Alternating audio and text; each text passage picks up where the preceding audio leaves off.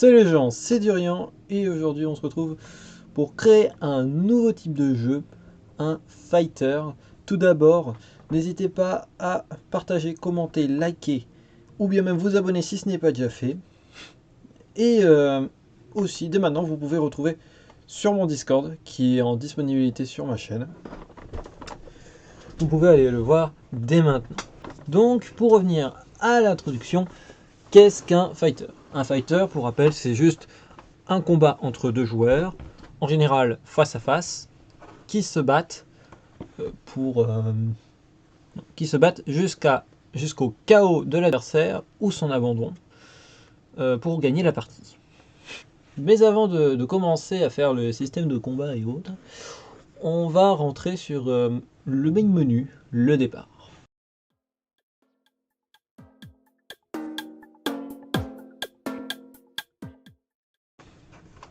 Donc pour créer le départ, on aura besoin de nouveaux lutins. Alors du coup, un lutin pour jouer en solo, un lutin pour les paramètres, et je fais n'importe quoi, et un lutin pour, attention, quelque chose de très nouveau aussi, jouer en ligne. C'est trois choses qui seront très sympathiques à faire. Donc là tout de suite, petite ellipse. À tout de suite. Que voici nos trois boutons favoris. Alors donc, et aussi j'ai oublié un dernier bouton, juste un petit bouton négation, enfin pour revenir en arrière quoi. Voilà, une toute petite croix pour le moment qui s'affichera ici. On va créer une liste. Oula. Une liste V0. Pourquoi V0? Car c'est le départ à 0, simplement. Départ à 0. Qu'on met toujours à 0. 0 signifie qu'on est là. Et puis après, si ce lutin est cliqué. Alors, non, c'est pas celui-là. Autant pour moi. Voilà. Vous allez sur paramètres et vous allez, quand ce lutin est cliqué, et ben on met V0 à 1. Comme ceci. À 1, est-ce que j'ai mis à 1? On va dire que 1, ça sera pour jouer en solo, ok? 2 pour jouer en ligne, et donc 3 pour jouer en... Enfin, juste pour aller sur les paramètres. Comme ceci. Ensuite, on va faire un code qui ira chez tout le monde. Donc comme ceci. Avec un si sinon. Qui va dire montrer caché. Montrer et caché. Qui va indiquer avec un si. Et une variable V0. Si V0 est égal à 0, vous montrez. Chez la croix, ça va être juste si V0 est égal à 3. Et chez les autres, eh ben, ça va juste être V0 est égal à 0. Comme ceci. Puis d'ailleurs, j'ai mis ici le 0, mais ce que je devrais faire en fait, c'est faire un lutin pour éviter de se perdre dans les lutins. Toujours se rappeler de les nommer et de créer un lutin opérateur. Donc c'est lui qui va gérer toute la partie donnée en fait grâce aux variables. Donc comme ceci, je pense que c'est pas mal. Toi, ouais, c'est bien. Jouer en solo et jouer en ligne. Alors du coup, pour jouer en solo, on a dit que c'était 1. Pour jouer en ligne, on a dit que c'était 2. Comme ceci. Et lui, en fait, tout compte fait, je pense que je vais pas faire juste un égal. On va changer ça pour un plus grand que. Voilà, donc si V0 est plus grand que 0, eh bien tu te montres.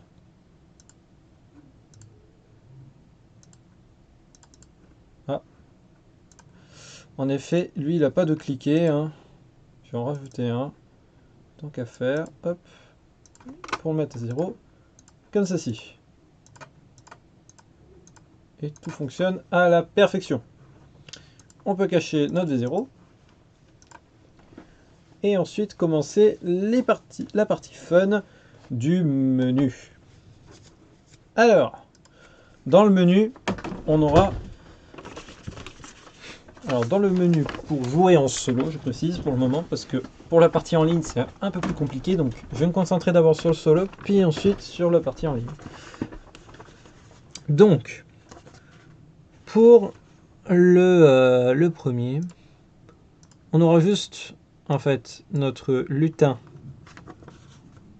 ici. Ce lutin sera l'image, en fait, c'est juste un affichage en fin de compte, hein, sera l'image du personnage qu'on joue.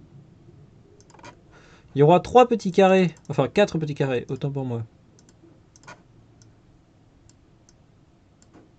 qui vont eux représenter par des vignettes le personnage qu'on joue, comme ceci. Et ça, il y en aura 4. Je pense qu'on va faire des clones hein, pour éviter de se perdre. On aura bien évidemment un bouton jouer, enfin valider. Hein. Ouais, un bouton valider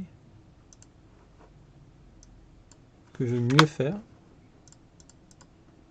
comme ceci. Tac. Faut pas s'y perdre. Hein. Et après, on aura une liste qui va s'appeler le backpack.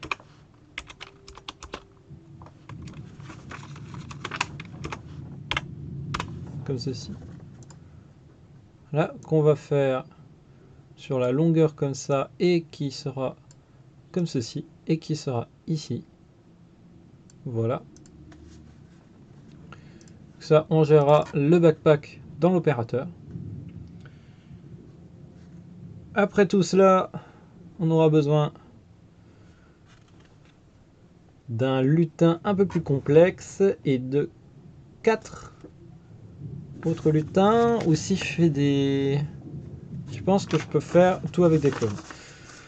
Donc, petite ellipse pour faire le lutin en question car il est un peu compliqué. Et le deuxième lutin qui sera tout simplement rien qu'un point comme ceci. Donc, je vais faire maintenant avec ceci. Si V0 est égal à, je crois que c'est 1. Ce que tu vas faire, c'est que tu vas montrer backpack et sinon tu vas cacher backpack. Tac. Puis je dirais même de rajouter un ainsi et de mettre que si X, non c'est Y. Si le Y de la souris est en dessous de... comment je le sais? Tu regardes ici en théorie? Non. Bah alors, je savais que je pouvais le voir. Je peux plus le voir.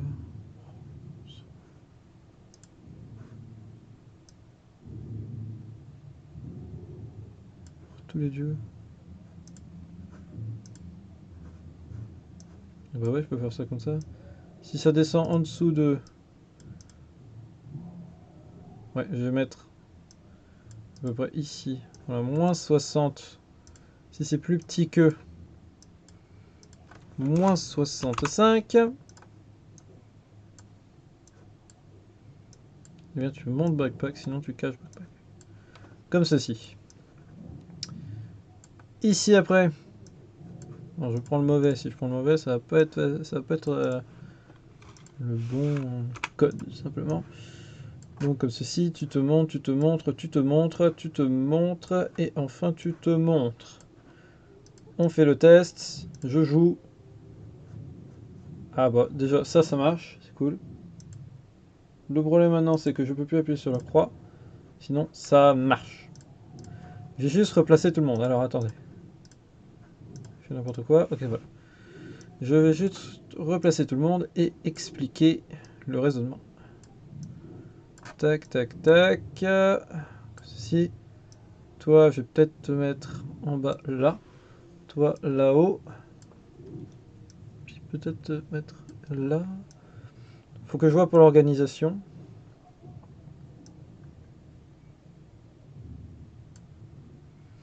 Pour mon petit carré, eh ben, je vais augmenter de 2 Ok, moins 1 maintenant. Voilà, parfait. Pour mon petit carré, hop, toi tu vas toujours te mettre ici. Et en gros, tu vas créer un clone. Donc à partir de ce moment-là, tu vas créer un clone.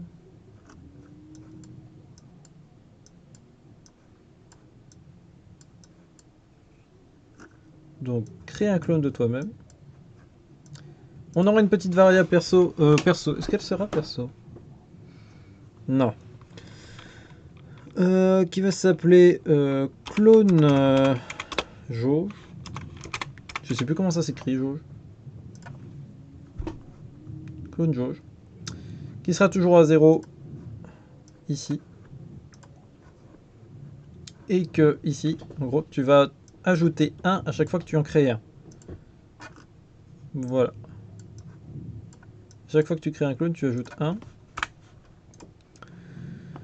Et il ne faut surtout pas oublier de descendre de combien?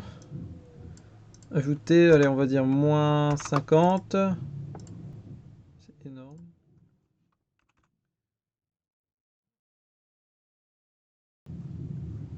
Ok, c'est correct, hein. Pour le moment, c'est correct. Peut-être lui le déplacer. Quoique. Alors du coup, lui, ça va être à peu près pareil. Hop, à peu près le même code. Sauf que lui, il va gérer le déplacement à avancer avec des pas.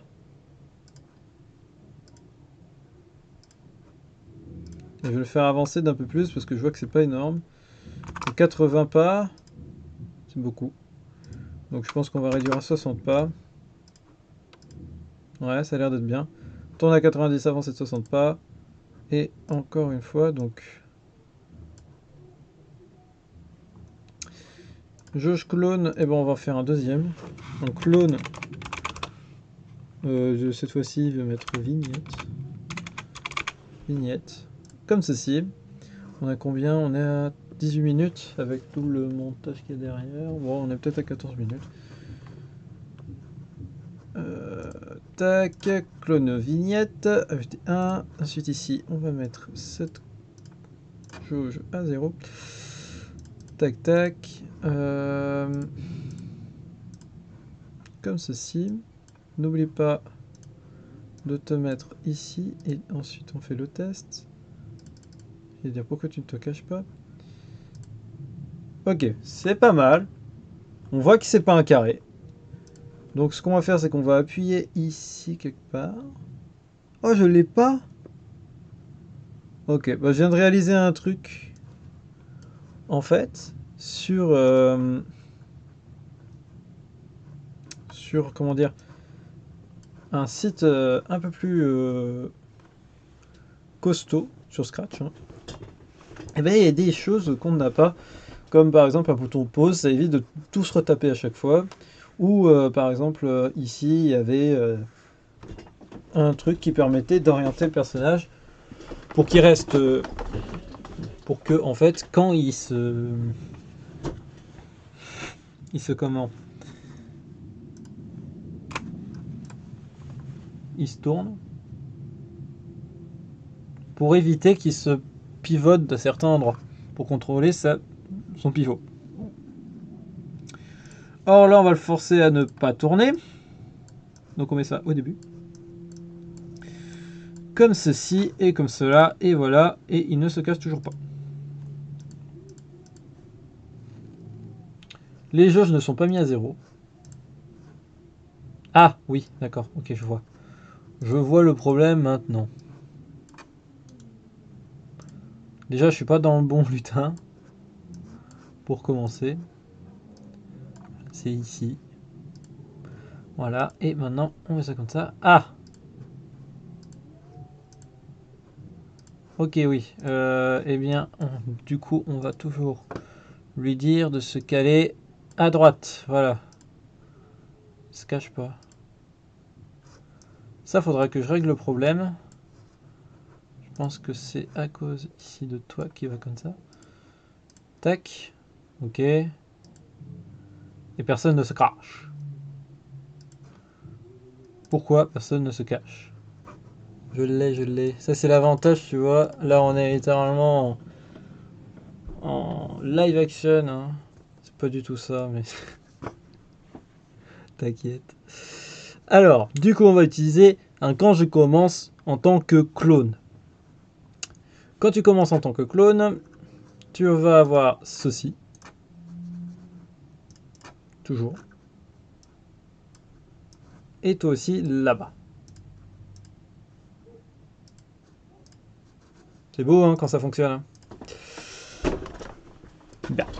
Après, lui, ça va être plus compliqué. Parce que quand il va commencer en tant que clone, il va avoir comment des jauges à faire, des données. En fait, les données, elles sont là. F, c'est pour force, A pour agilité, T pour ténacité, et S pour l'essence. L'essence, c'est les réflexes. Donc voilà, il aura des données à faire. Données en fonction du personnage choisi. Malheureusement, ceci sera pour la prochaine vidéo. J'espère que cette première partie pour ce fighter vous aura plu. Du moins, ce sera une belle mise en bouche. Donc pour rappel, n'hésitez pas à partager, commenter, liker, vous abonner. Et vous pouvez aussi arriver sur mon Discord. Il est toujours ouvert. Je serai ouvert à toute proposition ou question. Sur ce, c'était Durian. Bonne journée.